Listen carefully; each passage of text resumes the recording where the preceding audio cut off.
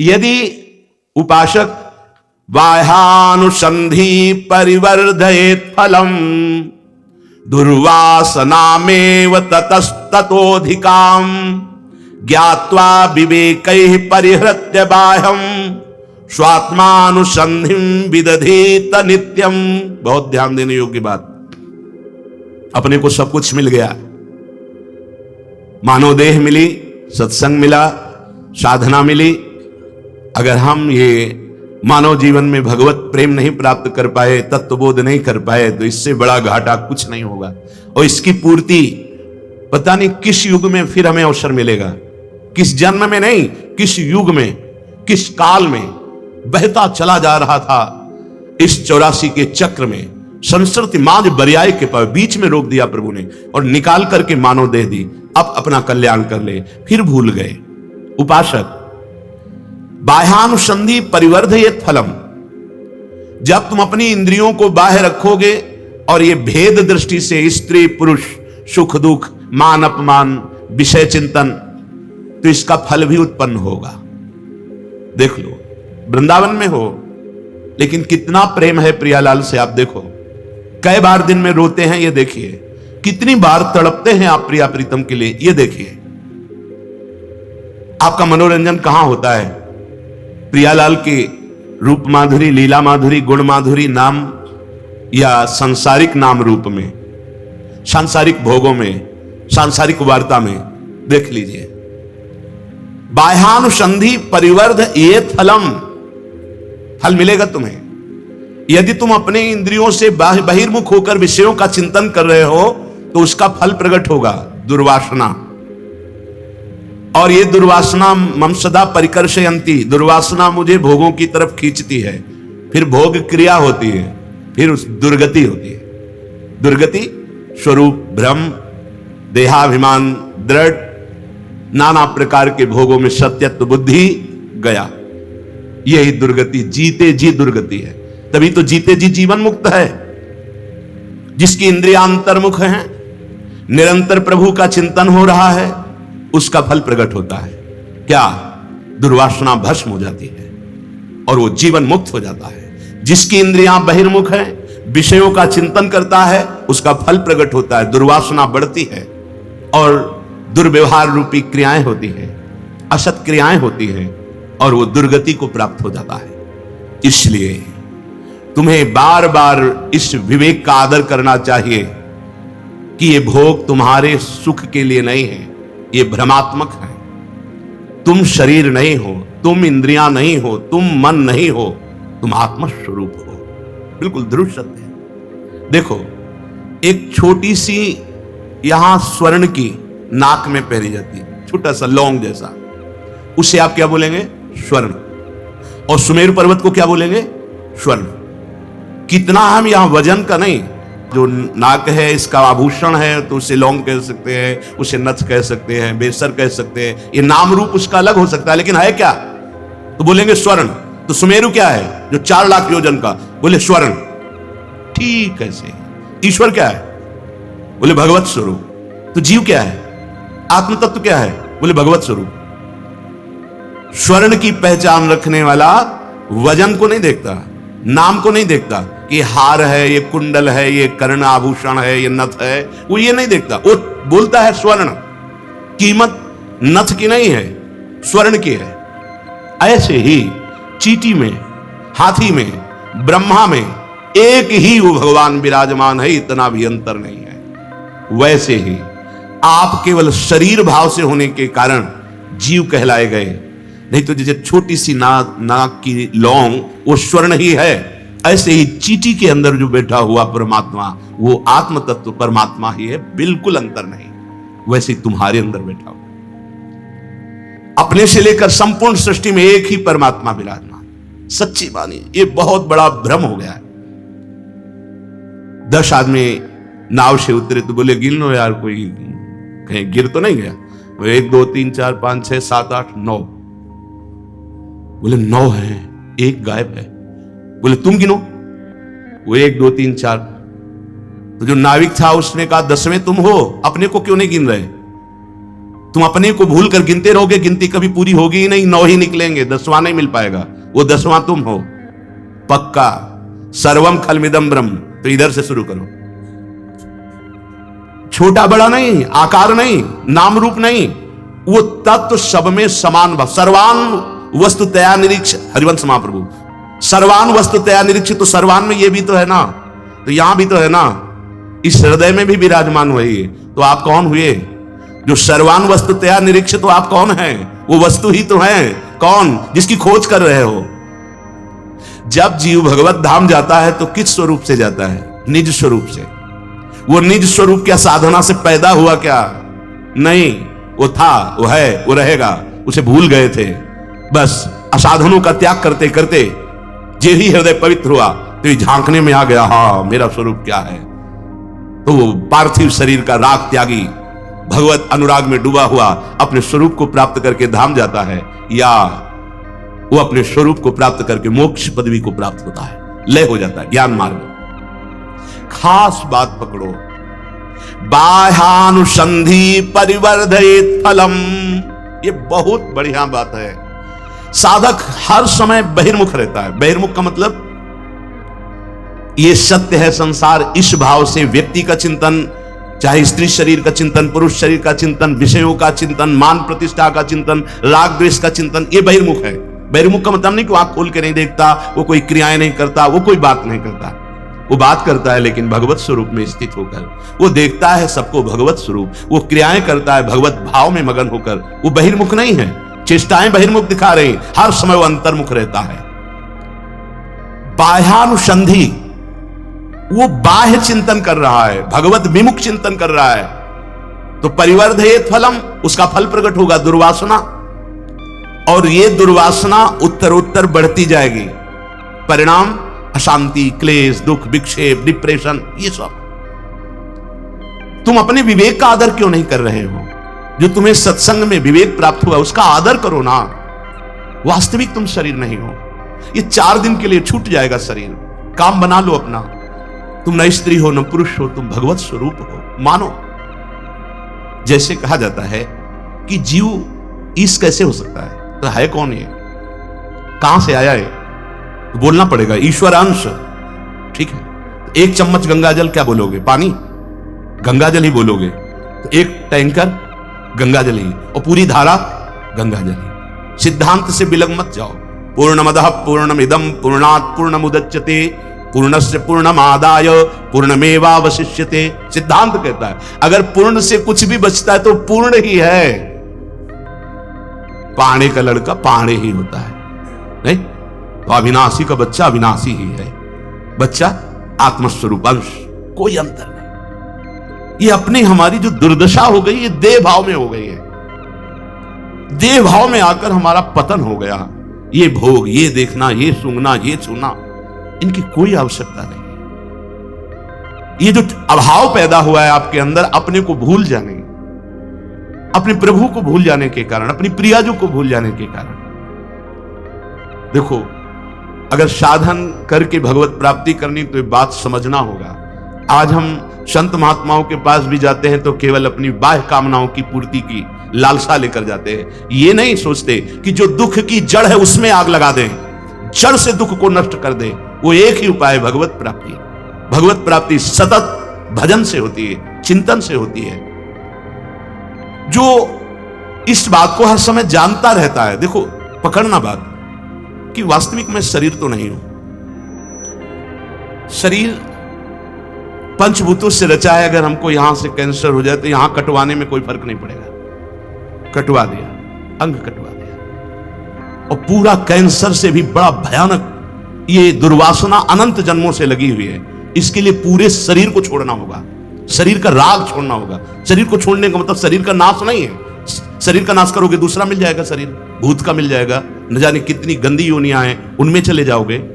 शरीर का राग छोड़ना है। अब मुझे भगवत प्राप्ति करनी, इसमें इतनी आग है कि शरीर का राग भस्म हो जाएगा। मेरे प्रिया प्रीतम कैसे मिलेंगे? भस्म हो जाएगा शरीर का राग। नाम जप करो, देखो ये आग पैदा हो जाएगी। अंतर दाव लगी रहे, धुआं न प्रगटे कोई, कह जाने दिल आपनो या जा सिर बीती होए। पूज्यपाद उड़िया बाबा को ऐसी मुमुक्षुता जागृत हुई जीना नहीं, अगर ब्रह्मबोध नहीं तो जीना नहीं। 3 दिन 3 रात तीर्थराज प्रयाग के खंडहर में अपने शरीर को ऐसे, कितनी दृढ़ता, कुछ अनुभव नहीं होगा। अब क्या करें, कैसे अनुभव हो मैं आत्मस्वरूप हूं, ये शरीर का राग कैसे नष्ट हो, तो नष्ट कर देता हूं शरीर को। क्या जोर की मुमुक्षुता कि शरीर रखना भार लगने लगा। फेंक दिया, लौकी का कमंडल था गंगा जी में, ऊपर का वस्त्र भी फेंका और कहा अपने हाथों से पानी काटूंगा नहीं और डूब के शरीर को छोड़ देता हूं अगर ब्रह्मबोध नहीं होता। फिर मुमुक्षुता इतनी प्रबल थी कि चैन नहीं ले, तो क्या शरीर छोड़ने से ब्रह्मबोध हो जाएगा? फिर रुक गए, क्या करूं, कैसे आत्मबोध हो। भगवान शंकर जी के मंदिर में जाके लेट गए, ऐसी उन्मनी अवस्था, ऐसी उदासीनता, वो केवल उसी स्थिति का महापुरुष जानता है। देहरी पे सर रखा, लिंग पे चरण रखा और लेट गए। या तो ब्रह्मबोध हो या मृत्यु हो, इतनी प्रबल इच्छा। भगवान नर नारायण प्रकट हुए और उपदेश किया। बस उसी समय से समाधान चित्त का 18 घंटे पद्मासन में, एक कवल अन्न, केवल एक कवल, एक मुंह में एक बार जितना आ गया, बस 24 घंटे में तब अपने स्वराज सिंहासन पर स्थापित हुई। अपने को बड़ा सरल मार्ग मिला है प्रियाजू की करुणा का। वही स्थिति, देह भाव रहित स्थिति भोरी सखी की देखी है, परमानंद दास जी की, बड़े बड़े महापुरुषों की देखी, पर बहुत सरल मार्ग। हम बाह्य विषयों में जब तक सुख बुद्धि करेंगे तब तक कोई भी आनंद नहीं मिलेगा, चाहे जिस मार्ग से चलो। वो केवल देह का नाटक चलता रहता है। भगवदानंद लेस अंदर प्रकट नहीं हो सकता बहिर्मुख वृत्ति होने के कारण। तुम ऐसा क्यों नहीं समझते हो कि तुम शरीर नहीं हो? ये शरीर की मांग, ये इंद्रियों की मांग, ये मन की मांग तुम अपनी मान करके अधर्म आचरण, पापाचरण करते चले जा रहे हो। और आचार्य महापुरुष जन कहते, वाहे निरुद्धे मनसः प्रसन्नः तुम मनः प्रसादे परमात्म दर्शनम। सीधी बात। त्यागाच्छांतिरनंतरम, हमारी को अंदर से बुद्धि कहती है भोगाच्छांतिरनंतरम, ये जो जलन हो रही भोग लूं तो शांत हो जाएंगे। शास्त्र क्या कह रहा है? हमारी इंद्रियां जो बाहर जा रही इनको रोक लो। वाहे निरुद्धे मनसः प्रसन्ना, अखंड प्रसन्नता प्राप्त हो जाएगी। और उसी अखंड प्रसन्नता में मनः प्रसादे परमात्म दर्शनम, उसी प्रसन्नता में भगवत साक्षात्कार होता है। तस्मिन् सुदृष्टे भवबंधनासो बहिर्निरोधः पदवी विमुक्ते। उसी समय आवागमन चक्र नष्ट हो जाता है, जे ही वो परमात्मा दर्शन करता है। इसलिए बाह्य विषयों के भोग की चाह को रोक दिया, वही मुक्त पदवी में बैठ गया, वही जीवन मुक्त हो गया। कितना सुंदर स्पष्ट वर्णन है। यदि बाह्य पदार्थों विषयों को भोगने की लालसा को रोक दिया तो मन में एक आनंद मीठा मीठा उत्पन्न होता है। जैसे जैसे भगवत चिंतन अंदर बढ़ता जाता है, आनंद बढ़ता जाता है, उसी आनंद में, उसे आनंद की उद्रेक में परमात्मा का साक्षात्कार होता है। और उस साक्षात्कार होते ही संसार बंधन विध्वंस हो जाता है। अर्थात भोगों से मन को हटा लेना ही जीवन मुक्त अवस्था का अनुभव करना है। पूरा जीवन इसी में लगे, ये खा लें, ये सूंघ लें, ये भोग लें, ये देख लें, ये यथा लाभ संतोष सदा काहू सो कछु न चाहूंगा। भोजन पाते समय आप भोजन नहीं पा रहे हैं, आप ध्यान दीजिए, प्राणों का पोषण हो रहा है। जो मिले रूखा सूखा, राधा राधा राधा, अपने कर्तव्य कर्म को कर रहे हैं। ये मानव जीवन मिला है, इसलिए हमें कोई फल नहीं चाहिए। हमें जीवन मुक्त होना, हमें भगवत प्राप्ति परम फल चाहिए। सुख दुख ये एक क्रम है, आता जाता रहेगा प्रारब्ध की रचना से शरीर में। आप उससे निरपेक्ष रहिए, आप पुरुषार्थ कीजिए भगवत प्राप्ति का। हृदय प्रसन्न होता है भोग रहित वृत्ति से। पूरे समुदाय लगा हुआ है भोग युक्त प्रसन्नता चाहना। कौन सुखी है?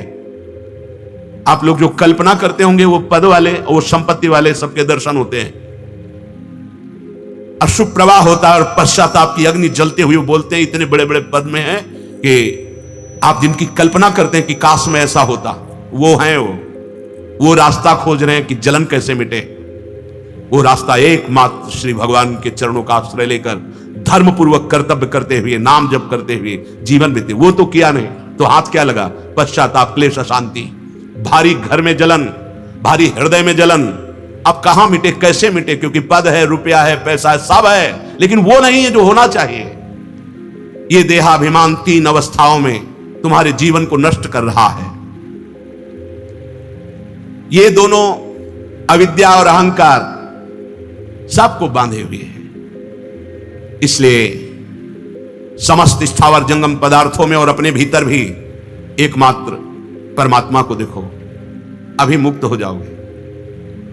अपने भीतर भी अंतर बहिर स्वम स्थिर जंगमेशु ज्ञानात्मनाधार तया विलोक्य। बिना इसके ना तो आगे बढ़ पाओगे प्रेम में, ना जीवन मुक्त अवस्था में। इसलिए हरिवंश महाप्रभु ने कहा, ये क्रूरा अपिपापिनो न च सताम संभास दृश्या से सर्वानुवस्ततया निरीक्ष परम स्वार्थ। ये अत्यंत आवश्यक है, बिना इसके बात नहीं बननी। अब हम एक दूसरे की निंदा करते हैं, राग द्वेष करते हैं, एक धर्मावलंबी दूसरे धर्म को छोटा बढ़ाकर ऐसे लड़ाई झगड़े, ये परमार्थ नहीं है। जो क्रूर हैं, पापी हैं, दुष्ट हैं, जो संभाषण योग्य भी नहीं है, हमको उनके हृदय में भी भगवत स्वरूप का चिंतन करना है। ये बाहरी लीला मायाकृत है, आप ही विराजमान हो। स्वम अपने भीतर भी कह रहे, अंतर बहिर स्वम स्थिर जंगमेशु। अंतर में, बाहर में, जड़ में, चैतन्य में और स्वयं में अपने आराध्य देव का दर्शन करे, अपने इष्ट का दर्शन करे।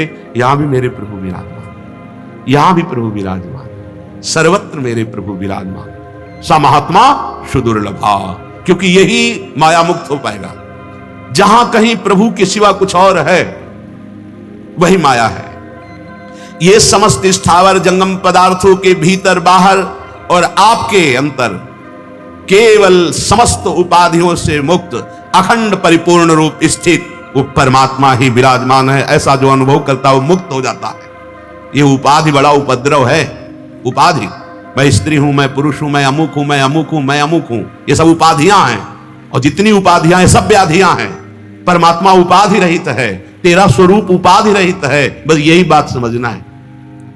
असली में देखो तो उत्तर नहीं निकलेगा। पूछा जाए आप कौन हैं, तो उत्तर नहीं दे सकते असलियत में कि आप कौन हैं। मौन ही उत्तर होगा। आप कौन हैं, उत्तर नहीं दे सकते। क्योंकि किस बात का उत्तर कैसे दे? जो है वो वाणी से नहीं बोला जा सकता, वाणी की पहुंच नहीं वहां तक। और जो नहीं है तो वो नहीं हूं, तो बोलूं तो क्या बोलूं? इसीलिए मुंह का स्वादनवत उत्तर नहीं है इसका। आप कौन हैं, आपका परिचय क्या है? यही सनकादि ने हंस भगवान से प्रश्न किया था। तब यही कहा था कि कौन, ये आपका प्रश्न है भगवान हंस, ये आपका प्रश्न है। देह भाव से तो सब पंचभूत एक हैं, स्वरूप में एक ही आत्मा। ये प्रश्न कैसा आपका कि आप कौन, ये प्रश्न कैसा आपका? बड़ा सूक्ष्म विषय अध्यात्म का है। समस्त स्थावर जंगम में पदार्थों के भीतर बाहर और आपके अंदर भी एक ही परमात्मा विराजमान है। सत्संग है, सत्संग, ये सब असत है। सत है तो वही है जो सब में विराजमान है। जैसे कुंडल में, कंकण में, हार में, नथ में, करधनी में, ये नाम अलग अलग हुए, आकार अलग अलग हुए, लेकिन परमात्मा जैसे सब जड़ चेतन में विराजमान, ऐसे उसमें सोना विराजमान। जैसे उसमें सोना विराजमान, ऐसे परमात्मा विराजमान। चाहे कुल्हड़ हो, चाहे सकोरा हो, चाहे घड़ा हो, आकार बदल सकते हैं, नाम बदल सकते हैं, लेकिन मिट्टी वही है। ऐसे एक ही परब्रह्म परमात्मा विराजमान है। संसार बंधन से वही उपासक मुक्त होता है जो सब में अपने इष्ट को देखता है। निरंतर अपनी इष्ट निष्ठा में कभी बाधा न पड़ने पावे तो बहुत जल्दी वो जीवन मुक्त हो जाता है। इसीलिए श्रुते सतगुणम विद्यान मननम मनादपि, ध्यान देने योग्य बात करें। जो केवल श्रवण करता है उससे 100 गुना अच्छा उपासक होता है जो मनन करता है। श्रवण का फल है मनन। आज क्या सुना, तो आपको कुछ शब्द बिल्कुल कंठस्थ होने चाहिए कि पूरे सत्संग में आज हमने 5 बातें पकड़ी, 4 बातें पकड़ी, 1 बात पकड़ी, कुछ तो पकड़ना चाहिए। जब आपसे पूछा जाए कि आज सत्संग सुना जी, क्या बहुत बढ़िया था? नहीं, बढ़िया तो सत्संग होता ही है। सत्संग में क्या सुना? नहीं जी, बढ़िया ही था। तो तो ये सत्संग ने आपने नहीं सुना।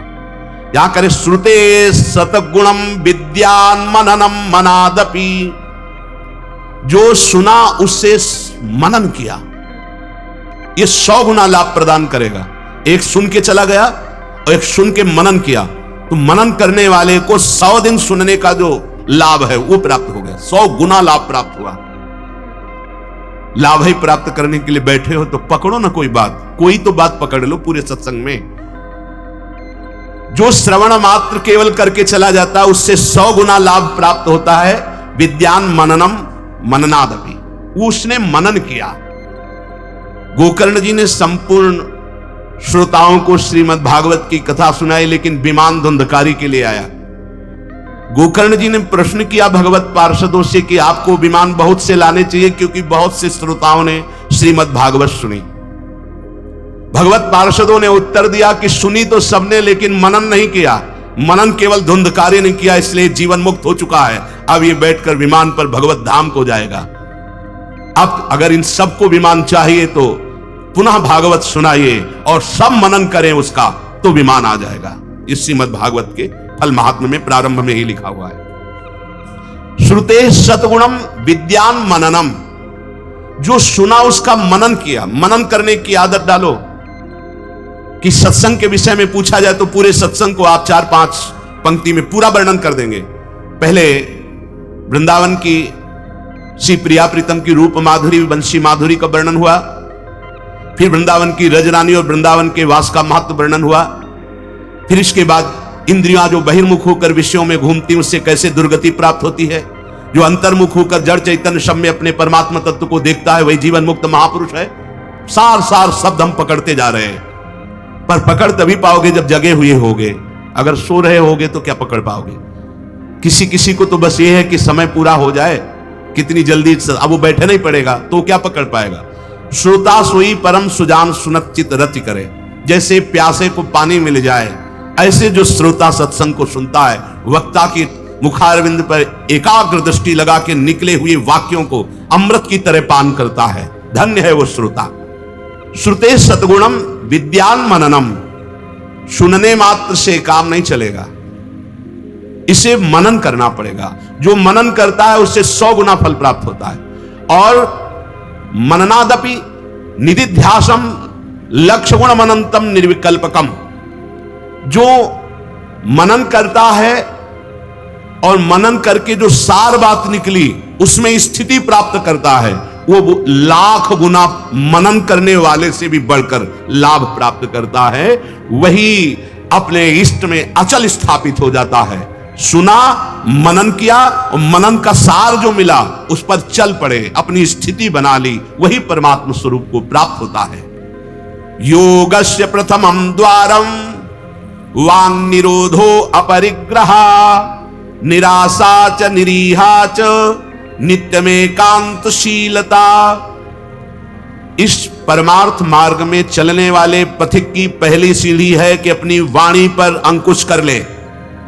वांग निरोधो, योगस्य प्रथमम द्वारम, मौन का आश्रय ले लो। ज्यादा बोलने का अभ्यास ही नहीं होना चाहिए, बड़े अपराध बन जाते हैं, निंदा स्तुति बन जाती है, दोष दर्शन होने लगता है, वो साधक गिर जाता है। मौन का स्वभाव बनाना चाहिए। जड़ मौन यहां वृंदावन में ठीक नहीं। यहां हम राधा राधा बोलेंगे, प्रभु की चर्चा बोलेंगे, कोई प्रश्न करेगा तो जो शास्त्र सम्मत बात है उत्तर देंगे, नहीं तो मौन रहेंगे। प्रपंच की तरफ से पूर्ण मौन होना चाहिए। आपको पहली बार कोई खड़ा करके बात कर रहा है, समझ में आया इससे बात करना प्रभु को भूल जाना है, अगली बार से वो कहेगा राधे राधे, उत्तर नहीं देना। श्री हरिवंश, उत्तर नहीं देना। अंदर से श्री हरिवंश बोले, चल दिए। हमें किसी से क्या लेना? हम किसी का अहित नहीं करेंगे, अमंगल नहीं करेंगे, हम किसी पर दोष दर्शन नहीं करेंगे, पर हम अपनी वृत्ति को भगवदाकार करने आए हैं। ये नहीं कि कोई हमसे बोले तो हम बोलना जरूरी है, नहीं। कोई प्रश्न करे तो बोलना जरूरी नहीं। उपासक हो, आप कृपा करें तो बात कर ले, ना चाहे तो बिल्कुल आपके ऊपर कोई शासन नहीं कि आपको बात करना ही पड़ेगा, ऐसा सिद्धांत नहीं है। योगस्य प्रथमम द्वारम वांग निरोधो, सबसे पहली साधना है वाणी को रोक ले। बोलने से बहुत शक्ति नष्ट हो जाती है। जैसे हम भगवत चर्चा कर रहे हैं तो इससे शक्ति बढ़ती है, लेकिन प्रपंच की वार्ता करने से वाणी की शक्ति नष्ट हो जाती है। जब आपकी जबान अपवित्र हो गई तो नाम कैसे चलेगा? जब वाणी अपवित्र है तो आपके अंदर शास्त्री कैसे शब्दों का भाव आ पाएगा? नहीं आ पाएगा। महावाक्यार्थस्य विचारिताम, आप नहीं विचार करने की क्षमता वाले रहेंगे। यदि आपने व्यर्थ की बातें शुरू कर दी, अश्लील भाषण बोलते, गंदी भाषा बोलते हैं, तो आप में कभी विचार शक्ति ही नहीं रह जाएगी कि आप शास्त्रों के, संतों के वाक्यों का मनन करने की सामर्थ्य रखें। खो देंगे सामर्थ्य। बहुत अमृतमय वचन निकलते हैं मौन वाणी को पावन रखने वालों के, एकदम शहद में डूबे हुए वचन। इसलिए वाणी पर अंकुश कीजिए, जरूरत हो तो बोलिए, नहीं तो मौन। श्री जी का जस गाइए, नाम कीर्तन कीजिए, इसके अलावा मौन रहिए। इन नियम ले लीजिए। जब आए हो भगवत प्राप्ति के लिए तो काहे को बक्सो, इन इंद्रियों को सीधे अनुशासन में लीजिए ना। आपका स्वरूप इंद्रियां थोड़ी है, आप इनके संचालक हैं। आपकी सामर्थ्य से सामर्थ्यवान होकर आपको बांधे हुए हैं, आप इनको बांधिए। बहुत हो गई स्वतंत्रता इन दुष्टों की। माता देहूती जी भगवान कपिल जी से कहती, मैं ऊब गई इन दुष्ट इंद्रियों से भोगते हुए, नाथ अब वो उपाय बताइए जिनसे इन दुष्ट इंद्रियों के कब्जे से मैं बाहर निकलूं। माता देहूती जी, ये बहुत दुष्ट है, ये कुछ मिनट तो लगेगा, बहुत शांत है और भगवत स्वरूप में लगने वाली हैं, और एक क्षण में गिरा के ऐसे नरक में खड़ा कर देंगी जहां पश्चाताप ही होता है, हाथ कुछ नहीं लगता। योगस्य प्रथमम द्वारम वांग निरोधो, फिर अपरिग्रह। पहला द्वार है वाणी पर शासन कीजिए। हम वाणी गायन करेंगे, श्री जी के लीला चरित्र, नाम कीर्तन, इसके अलावा मौन। कई साधकों को यह स्पष्ट आज्ञा करी श्री जी की प्रेरणा से कि आप नहीं बोलोगे, तो उसका पालन करना चाहिए। जब सत्संग में आप सुन रहे हैं कि योगस्य प्रथमम द्वारम, तो आप अपनी वाणी को संयम में रखिए। किसी की मजाक, उपहास, किसी की चुगली, निंदा, ये सब बिल्कुल नहीं। अगर आप ये सब करते रहेंगे तो निरंतर नाम नहीं चलेगा, आप सत्संग का मनन नहीं कर पाएंगे, मनन करके आप अपने आराध्य देव में स्थित नहीं हो पाएंगे। जरूरी है मौन, जरूरी है, पर विचार मौन। ये धाम है इसलिए हम जड़ मौन की बात नहीं करते, विचार मौन। और वो मौन ही किस काम का, जो एक शब्द में हम बात कर लेते हैं, वो 5 मिनट लगाएं। जैसे कोई बात करनी, अब वो कुछ बोला, अब उसमें पूरी एकाग्रता, पूरी शक्ति नहीं, सीधे बोल रहे, स्विच ऑफ कर दे, क्या चला गया। जड़ मौन के लिए फिर ना ऊ ना ऊ, कुछ नहीं, ना लिखना, ना पढ़ना, ना कुछ, बिल्कुल बालवत परमहंस स्थिति। कोई प्रश्न नहीं, कोई उत्तर नहीं, एकदम जड़वत, जीते जी मृत, जीवन मुक्त होने के लिए। तो वो ये श्रीधाम वृंदावन है, यहां उचित नहीं, क्योंकि यहां राधा नाम स्वयं हरि रटते हैं, तो हमारी जबान की सार्थकता है, राधा नाम कीर्तन करें, वाणी जी का गायन, इसके अलावा मौन रहे। दूसरा अपरिग्रह, उतना ही स्वीकार कीजिए जिससे आपकी जीवन यात्रा चलती है, इसके बाद नहीं। एक भी वस्तु एक्स्ट्रा आपके पास नहीं होनी चाहिए। क्यों होनी चाहिए? जब रोज का रोज श्री जी दे रही तो तुम्हें एकत्रित करने की जरूरत क्या है?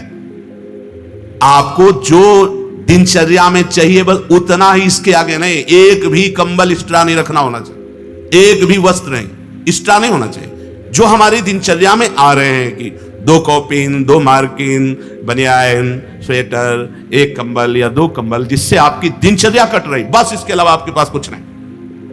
आपकी जो दिनचर्या है, वो दिनचर्या जो प्रभु दिए हुए हैं शरीर पालन पोषण के लिए, शरीर के लिए उतनी आवश्यक है। अगर सही दिनचर्या करनी तो राइट टाइम पे आपका पहले कंबल हटना चाहिए। समय कंबल फेंक दिया, अब अपनी दिनचर्या में लग गया। काहे को शरीर को इतना दुलार करके बबुआ बनाए हुए, कान के कंटूप ऐसे बांधे, मुंह में ऐसे बांधे, ऐसे क्या होना है इसको? ये जड़ शरीर है, जितना प्यार करोगे उतना ही परेशान करेगा ये। हाँ, इसको ज्यादा नहीं, आहार दे दिया, संयम नियम से स्नान ध्यान पूजा पाठ, हर समय भगवत चिंतन।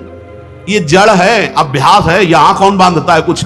12 महीना झेलता है नहीं मस्तक का, ये सब कौन बांधता है? ऐसे अभ्यास, चलो इतने कमजोर अभ्यास के हैं तो जितना उचित वस्त्र उतना पहन लिया। अब ये नहीं कि सोमवार को हरा, मंगल को नीला और बृहस्पति को पीला, और अलग अलग दिन के अलग अलग स्वेटर, अलग अलग दिन के अलग अलग। भैया ये विलासिता नहीं। भगवत प्राप्ति करनी तो एक स्वेटर में 10-5 साल तो कट ही जाएंगे, दूसरा हम क्यों लें? एक जिपर मिल गया, उससे शरीर ढक लिया, 10-5 साल चलेगा, 2-3 महीने पहनने को होता है। हर साल नया तो हमें क्या कार, हमें कहीं जाना है क्या पार्टी में? नहीं, यही पार्टी बाबा जी की पार्टी, भगवत मार्ग के पथिक है। उचित, उचित बिल्कुल नहीं से। बहुत वो इसको दुलार करने का मतलब है अपना पतन करना, सच्ची मान लीजिए, इसका पतन करना। वयोवृद्ध है, रोगी शरीर, वो अलग बात है, थोड़ा तो आनंद लीजिए प्रकृति का वार सहने का। अगर शरीर रुग्ण नहीं है, जवान शरीर हो, ब्रह्मचारी हो, आग है अंदर, सहो हर प्रकृति के वार को, गर्मी सर्दी बरसात भूख प्यास, सच्चिदानंद में स्थित हो जाओ, तुम्हारा बाल बांका भी कोई नहीं कर सकता। अब मार दिन में 50 बार शीशा देखना, अब वो फंसाएगा कि नहीं फंसाएगा? चेहरा फंसाएगा ना। तिलक के सिवा दोबारा शीशा नहीं देखना चाहिए। इस देहाभिमान के राग को काटना कि पुष्ट करना है। जय बार निकले तय बार देख करके हर सेटिंग किसको दिखा रहे हो यार? क्या तुम किसी को लुभायमान करना चाहते हो क्या? हरि को? तुम्हारे इस पार्थिव शरीर पर लुभायमान होने वाले नहीं, और जो लुभायमान होगा तुमको नष्ट कर देगा। तो हमें इसको बिगाड़ के रखना है, इसको सजा के नहीं, भगवत प्रसादी आदि लगाए। हम जहां चूक करते हैं उसको पक्के से बांध लीजिए, अभी आनंद की धारा में आ जाओगे। वाणी को कंट्रोल, शासन, आवश्यक है तो बोलेंगे, नहीं तो मौन। दूसरा, उतना ही स्वीकार करेंगे जितने की आवश्यकता है। भगवदानुभूति के लिए एक बार तो आग लगनी चाहिए जीवन में, कि जीवन मृत तुल्य होना चाहिए। यहां जरा सा साधन बना कि पोस्टर बैनर में आ गए, प्रशंसा में आ गए, कैसे भगवत प्राप्ति होगी? अपरिग्रह, और आगे निराशा च निरीहा च नित्य में एकांत शीतला। आशा ही परमम दुखम नैराश्यम परमम सुखम। उपासक को किसी व्यक्ति वस्तु स्थान से कोई भी आशा नहीं होनी चाहिए। हाथ जोड़ के तुम्हारे कमरे में पहुंचा दिया जाएगा तुम्हें जो आवश्यक है। तुमको आके रजिस्टर में लिखने की जरूरत नहीं, तुम्हें मांगने की जरूरत नहीं है। तुम निष्ठापूर्वक ध्यान दे करके देखिए, ये देखा गया जीवन में, जिस समय जो आवश्यकता होती है हाथ जोड़कर वो आता है। कौन? जिसकी शरण में हो, समझ नहीं पाते और कहता है ये वस्तु ले लो, तो आश्चर्य होता है कि ये बात कैसे कोई जान गया कि मुझे आवश्यकता थी, मेरे शरीर को आवश्यकता थी। जितनी जो आवश्यकता उतना। इसके बाद आशा ही नहीं, निराशा हमारा परम पद में पहुंचाने वाला मार्ग है। आशा ही परमम दुखम नैराश्यम परमम सुखम। किसी व्यक्ति से किसी वस्तु की आशा बिल्कुल नहीं होनी चाहिए। तब लग जोगी जगत गुरु, जब लग रहा है निराश, जब आशा मन में भई जग गुरु जोगी दास। आशा नहीं होनी चाहिए। आशा एक ही बात की होनी चाहिए, कब की सूरी जो मिलेगी। आशा से दास्यम वृषभानु जाया तीरे समध्यास जब भानु जाया, कब मैं अपने स्वरूप में स्थित होऊंगा। इसके अलावा कोई आशा नहीं। शरीर की आवश्यकता है, मान लो यहां सुविधा है कि भाई आप यहां से ले लीजिए तो आप ले लीजिए, नहीं तो किसी से मांगने की जरूरत नहीं। कभी तो ऐसे रहना सीखो ना, कोई आशा नहीं, कोई इच्छा नहीं, और आप हृदय की बात जानते हो। आप देखना, आपको जो शरीर की जरूरत हो आप देखते रहना, देते रहना। बिल्कुल बिल्कुल वो एक एक कदम पर देखते हैं। जो अव्यवस्थित तो हमने देखा है, एक एक कदम पर व्यवस्था। आपको अपने स्वामी पे विश्वास होना चाहिए, आशा किसी से नहीं। आशा एक राम जी से दूजी आशा छोड़ दे, नाता एक राम जी से दूजो नाता तोड़ दे। यहां संसार आशा में ही तो दुख को प्राप्त हो रहा है। पिंगला वैश्या को भगवान दत्तात्रेय जी ने गुरु माना क्योंकि उसने आशा का त्याग कर दी। आशा नहीं।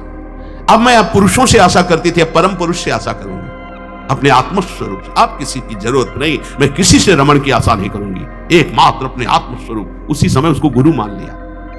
पहला, वाणी का मौन, उचित बोलो। दूसरा, सामान उतनी रखो जितनी आवश्यकता हो। तीसरा, किसी से आशा मत रखो। चौथा, निरीह, किसी भी तरह की लोक परलोक की कोई कामना नहीं। बड़ा आनंद। अभी देखो जीवन मुक्त हो जाओगे। किसी से लोक की कोई आवश्यकता नहीं, लोक वस्तु की, और निरीह, कोई कामना नहीं। कितना हृदय अभी आनंदित हो जाएगा, प्रसन्न हो जाएगा। जैसे पीछे कहा कि अंतर्मुख होकर निष्काम होकर जो भजन होता है उसमें मन प्रसन्न हो जाता है। उसी अखंड प्रसन्नता में परमात्मा साक्षात्कार होता है। निरीह, कोई इच्छा नहीं। आज क्या पाएंगे? कोई इच्छा ही नहीं आनी चाहिए। कुछ स्पेशल प्रार्थना होगी, कुछ स्पेशल तो राधा नाम है, राधा रूप है, वो आप दे सकते हो तो दे दीजिए, नहीं वो तो नहीं, तो फिर और स्पेशल क्या हो सकता है? ये तो सब पा रहे हैं संसार की। ये साधक, उपासक, चाहे गृहस्थ हो चाहे विरक्त, एक निष्ठा होनी चाहिए। एक निष्ठा। एक नए साधक को हमने देखा कि कपड़ा ऊपर से पड़ा था और गमछा पेट में बंधा था। जब प्रसाद पाने के लिए बैठे, किसी जगह हम रहते थे, वो आए थे मंडली से। हम संतों पर बहुत सूक्ष्म दृष्टि, उनके व्यवहार, उनके आचरण से, क्योंकि सब कुछ सीखने को मिलता है। तो देखा कि खींच के पेट में गमछे से गांठ बंधी थी जब वो प्रसाद को बैठे, वो पहले नहीं बंधी थी। तो उनके नजदीक गए और कहा, महाराज जी इसका क्या रहस्य, आप गमछा बांधे? बोले, साधन में एक उचित आहार चाहिए, तो मुझे पता चल जाता है जहां थोड़ा पाया तो इतने में हम इतनी गमछा और नाप का, उसमें 3 गांठ, तो उतना नित्य। बोले कभी ज्यादा आहार नहीं, यद्यपि ये प्रथम साधना के लिए ऐसा है, नहीं तो एक सामने से आहार का निश्चय किया जाता है। इतना आहार, फिर चाहे कितना अमृत हो उसके ऊपर नहीं होना चाहिए। साधु को बार बार नहीं लेना चाहिए। ये जो नहीं पूड़ी बोले हाँ डालो, खीर हाँ 4 पूड़ी रख दो, इतने सब्जी रख दो, दोबारा आप पूछिएगा किसी से, हमारे से पूछने की जरूरत नहीं। ऐसी दिनचर्या नहीं। गरम भैया, गरम और नरम दोनों से मतलब नहीं है। महापुरुषों ने देखो, एक बार उड़िया बाबा प्रसाद पवा रहे थे स्वयं खड़े होकर, तो 2 प्रकार की पूड़ी बनवाई थी, एक पतली और पकी हुई, और एक मोटी लंबी कच्ची। पकी हुई नीचे रख दिया और कच्ची वाली ऊपर रख दिया, और आप खड़े हो गए। सब नवीन साधक ऐसे बात। उनमें से 50 नीचे वाली पूड़ी ऊपर करके शुरू किया, और कई साधक ऊपर से शुरू किए। तो जो नीचे वाली तुमसे कहा खड़े हो जाओ, वो तो महापुरुष थे, जाओ ब्याह करो जाके, गर्मा गर्म बहू के हाथ पाना, बाबा जी बनने लायक नहीं हो। ऐसे सीधे डांट लगा, कान पकड़ा, महाराज जी गलती हुई। नहीं, आपने ऊपर वाली को नीचे क्यों किया, नीचे वाली को ऊपर क्यों किया? क्योंकि वो पकी थी ना, तुम्हारी स्वाद पर दृष्टि थी ना, इसलिए स्वाद का पोषण करना, तो घर जाओ। भगवत मार्ग में चलने के लिए स्वाद मिटाना है, केवल भगवत स्वाद लेना है, भगवत आनंद का स्वाद लेना है। कितना कठिन लग रहा होगा? कुछ कठिन नहीं है। जब लक्ष्य बन जाता है भगवत प्राप्ति, तो सब सहज हो जाता है। नहीं खान पान ते भावे है, नहीं कोमल वसन सुहावे है, सब विषय लगे ते खारा है, हरि आशिक का मग न्यारा है। समझो इस बात को। यहां इतना डबल होता जा रहा है शरीर, चर्बी बढ़ती जा रही है, पीछे भी पेट में भी, कि आसन में अगर कहा जाए पद्मासन में 20 मिनट बैठो तो बैठने की हिम्मत नहीं रह गई, तो क्या साधना करोगे? बिल्कुल ये बात होश में रखिए। शरीर को बढ़ावा देना बिल्कुल अपना नाश करना है। उचित आहार ऐसा कि पाने के बाद तुरंत आसन में 1 घंटे बैठना पड़े तो आपको कोई परेशानी न हो। मान लीजिए आप उदर नहीं हैं, आप प्राण नहीं हैं, आप रसेंद्री नहीं हैं, आप मन नहीं है, उचित आहार दीजिए, रात दिन भजन में लगी, अभी सात्विक भाव आ जाएगा। सात्विक भाव नहीं आ रहा। ईमानदारी से देखिए आप कितना समय मोबाइल में नष्ट करते हैं, जिनके पास मोबाइल है। ईमानदारी से देखिए आप कहीं अंतर्मुख अध्यात्म की वृत्ति से युक्त हो पाएंगे? आप रजोगुणी भोजन करते हैं, आप टच वाला मोबाइल रखते हैं, आप अधिक समय उसमें, भले आप इधर उधर, क्या समय नष्ट कर रहे हो। एक सेकंड इतना है। जब कोई जरा सी व्यर्थ की बात करता है तो चिड़चिड़ाहट पैदा होती कि ये तुम अपना समय नष्ट कर रहे हो, समय नष्ट कर रहे। अरे जितने सेकंड में हम राधा राधा बोलते उतने में तुमने व्यर्थ बात सुना दी, व्यर्थ बात। चलो गृहस्थ आश्रम में व्यापार नौकरी आदमी तो उसको बेचारे को विवशता है, लेकिन आप भगवत मार्ग के पथिक है। आपका बिल्कुल एक मिनट बड़ा कीमती है। एक मिनट जगत मंगल के लिए है। हम 1 मिनट में 10 बार 20 बार नाम लेंगे और वो नाम जगत को देंगे कि जगत का मंगल हो, तो हमारी साधुता सुरक्षित हो गई। निरीह इच्छा रहित और नित्य में एकांतशीलता, नित्य एकांत में शांत भाव से, शीतल भाव से। एकांत बहुत खतरनाक है नवीन उपासक के लिए, यह अनुभव की बात है। जहां आप अपने कमरे में जाएं तो समाज से ज्यादा सावधान हो जाएं। पक्की बात कह रहा हूं। समाज में तो बहुत शालीन गंभीर स्वभाव अपने को रखना ही पड़ेगा, क्योंकि हजारों की दृष्टि है। एकांत में किसी की दृष्टि नहीं है, उसकी दृष्टि है जिसके लिए आप बाबा जी बने हो या जिसके लिए आप भगत बने हो। अब एकांत आपका कहां जा रहा है वो खुद देख रहा है। जो शास्त्र शीर्षा पुरखा सहस्राक्षा सहस्त्रपात, वो प्रभु देख रहा है कि तुम्हारी एकांत में प्रिय वस्तु क्या है। मोबाइल, सांसारिक नौटंकी नाटक, या विषय चिंतन, या विषय क्रिया, वो देख रहा है। और अगर आप एकांत में शास्त्र स्वाध्याय कर रहे हैं, नाम जप कर रहे हैं प्रभु के लिए, तो वो देख रहा है, वो भी देख रहा है। इसलिए प्रार्थना है नित्य में एकांतशीलता। आपका स्वभाव एकांत में बहुत ही सावधानी पूर्वक समय कटने वाला हो। एकांत साधु का सही तो परमार्थिक। कैमरे के आगे तो सब सही बोलेंगे, सही देखना होगा, सही हरकत में रहना होगा। एकांतिक आपकी हरकत क्या है, एकांत में आपका चिंतन क्या है, यही खास बात होगी। 2 मुखड़े होते हैं, एक होता है सामाजिक, एक होता है एकांतिक। सामाजिक से भी एकांतिक सावधान साधु का मुखड़ा होता है। असाधु का समाज में बहुत बढ़िया और पीछे कुछ और होता है। हर एक व्यक्ति की बुद्धि में दो बुद्धि होती है, एक होती सुमति, एक होती कुमति। एक होती दैवी संपदा को वर्धन करने वाली सुमत, एक राक्षसी संपदा को। अर्थात कुछ ऐसे मुखड़े होते हैं जिनका एक मुखड़ा तो देवता होता है, दूसरा राक्षस होता है। अगर एकांत में तुम्हारा चिंतन, तुम्हारा आचरण, तुम्हारा विचार, तुम्हारी क्रियाएं कुमति के द्वारा हो रही हैं तो सामने देवता बनोगे और पीछे राक्षस बनोगे। ये दुमुही चाल भगवत प्राप्ति के लिए बहुत बाधक बात है। जो तुम्हारा एकांत वही समाज, जो समाज वही एकांत। हम इष्ट और गुरुदेव के सीसी कैमरे में हर समय रहते हैं। हमारा इष्ट और गुरुदेव हर समय मुझे देख रहा है। दरवाजा बंद करने पर हम एकांत नहीं हो गए, वो गुरुदेव की दृष्टि है, हमारे आराध्य देव की दृष्टि। हमें पहले सोचना चाहिए, कुछ करने के पहले, कुछ देखने के पहले, कुछ सोचने के पहले कि अंतर और बाहर दोनों जगह मेरे गुरुदेव सुन रहे हैं, देख रहे हैं, मेरे आराध्य देव सुन रहे हैं, देख रहे हैं। इसलिए नित्य में एकांतशीलता, एकांत में बहुत शीलवान, धैर्यवान, विनम्रता पूर्वक अपने मन को समझा करके केवल प्रियालाल में लगाना। एकांत स्थितिरिंद्रियो परमणे हेतुर्दमश्चेतसः संरोधे कर्णम समेनो विलयम यायादहम वासना। एकांत में रह करके बढ़ी हुई इंद्रियों के वेग का दमन करता है साधक, क्योंकि एकांत में इंद्रियां बहुत प्रबल हो जाती है। मन, इंद्रियां, खास जिस समय आप शयन करने जाते हैं उस समय बहुत सावधान। जब तक नींद ना आवे तब तक माला चलना चाहिए। उस समय मन के चक्कर में मत पड़ना, ये अनुभव की बात कहते हैं। जब तक आपको नींद ना आवे तब तक बैठ जाइए, माला चलाना शुरू कर दीजिए। शयन के समय खास, जिस समय आप अपने कक्ष में गए शयन करने, मोबाइल हो तो सबसे पहले कमरा बंद करने के पहले स्विच ऑफ करो, उसको बंद करो मोबाइल को। प्रार्थना मान लेना, अगर प्रार्थना मान लोगे तो प्रार्थना करने योग्य हो जाओगे। गेट बंद होने के पहले स्विच बंद होना चाहिए मोबाइल का। अब अपने कमरे में शयन के लिए गए हैं तो माला हाथ में लेकर बैठ जाओ। जब नींद आने लगे तो और धन्यवाद है कि माला छाती से लगा हुआ सो गए, धन्यवाद। अगर ऐसा नहीं है तो नींद आ गई है तो माला विराजमान किया, बिल्कुल नींद में जा रहे हैं, अब चले गए। थोड़ा भी समय इसको मनन करने का मत दीजिए उस समय, नहीं तो ये दिन भर साधन में लगाया गया है, उस समय कोई असाधन सोचवा देगा या करवा देगा। बहुत ये पॉइंट की बात है, समझ लेना। ये देखा गया है हृदय में, उसी बात को कहा गया, जब साधन काल में देखा गया है, हृदय में देखा गया कि फिर मन उस समय मतवाला होता है कि अब तो पूरे दिन हम साधन ही तो की, तो 5 मिनट की मुझे छूट दे दो। लेकिन नहीं, उस समय कठोरता पूर्वक इसको साधन में, और जब नींद आ गई तो शयन करो, जब उठे तो फिर वैसी दिनचर्या प्रारंभ कर दी। तब मन भगवदाकार। एकांत स्थिर इंद्रियो परमणे हेतुर्दमश्चेतसः। एकांत में साधक अपनी इंद्रियों का दमन करे, बढ़ावा ना दे। देखो क्या साधन है।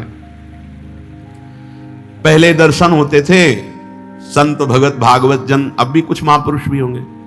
यहां ठाकुर जी की छवि या गुरु जी की छवि, यहां से स्मार्ट मोबाइल लगा रहता है छाती में, स्मार्ट मोबाइल। ये भैया ठीक है, व्यवहार काल के लिए यदि तुम्हारी कोई आवश्यकता हो, तुम बहुत व्यवहार में, तो हम नहीं। अच्छा बताओ आपको क्या जरूरत है? राष्ट्रपति से बात करनी है क्या आपको? किस विधान में आपको कपड़ा बेचना है, अनाज बेचना है? आपको काम क्या है?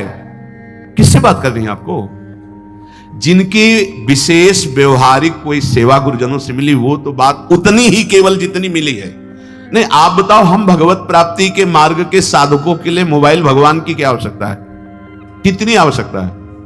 क्यों आवश्यकता है?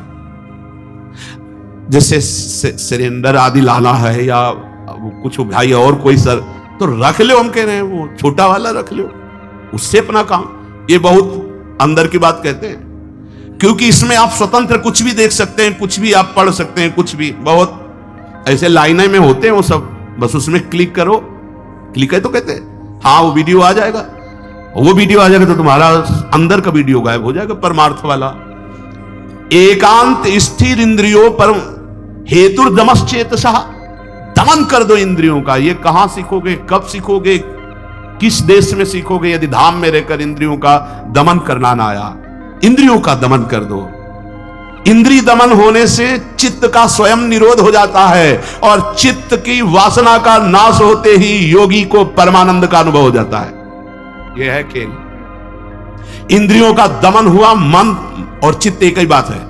चित्त का निर्वासनिक होना, ब्रह्मानंद का स्फुरित हो जाना, भगवदानंद का स्फुरित हो जाना और फिर स्फुरित होकर अविचल भाव में स्थित हो जाना, यही जीवन मुक्त अवस्था मुनि की होती है, महात्मा की होती है, साधक सिद्ध अवस्था को प्राप्त हो जाता है।